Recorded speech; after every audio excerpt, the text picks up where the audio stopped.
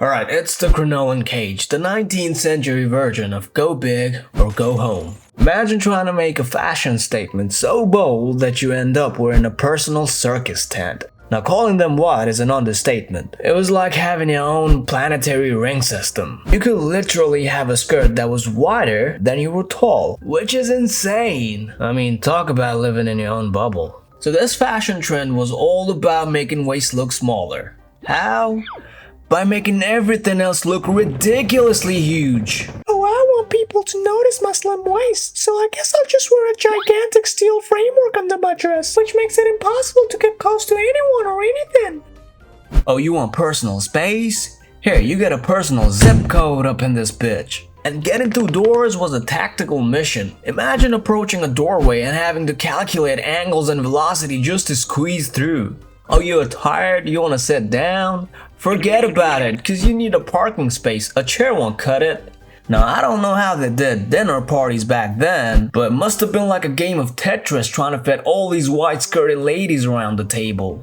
And if you think that's the end of it all, oh no, it's about to set the world on fire. Yes, setting yourself on fire was a real risk. Back then, candles and fireplaces were everywhere, and crinolines, they loved to catch fire. So you're basically wearing a humongous, super flammable, steel-supported dress while walking through a minefield of flames, all in the name of fashion.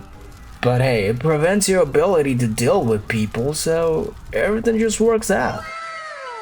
It's the 18th century and you're attending one of those lavish soirees, and suddenly you're surrounded by folks whose wigs can practically host their own National Geographic special. Now, these weren't just wigs, they were portable jungles, complete with flora, fauna, and maybe a hidden treasure or two.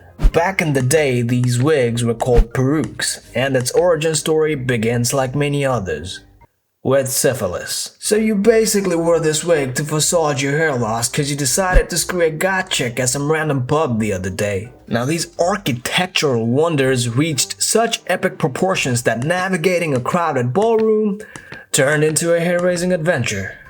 Imagine trying to engage in a polite conversation while the person next to you has a miniature zoo perched atop their head.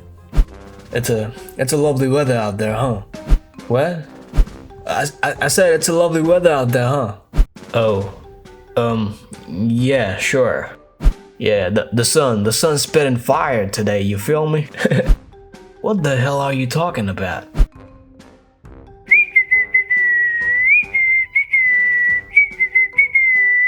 So how'd you get syphilis?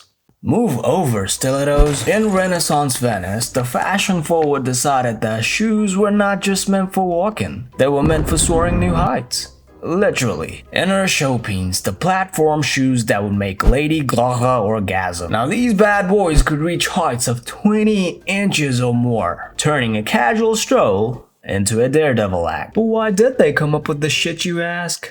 Remember those long dresses I talked about a while ago? Yeah, so they go with this. So the whole purpose was to protect the dress from mud, street dust, and horse shit. Cause damn, there was an abundance of horse shit back then. And nothing ruins a good day quite like horse dung on your hemline. The person who came up with this must have felt like the smartest goddamn being on the universe that day. Behold, the Chopines. Now you shall not worry about getting horse shit stuck to your dress. Damn, that's cool, But you do realize we could have instead made the skirt shorter for, you know, practicality, right? Just imagine the struggle of looking fabulous while trying to balance and jump around horse shit. I guess fashion has always been a high-stakes game.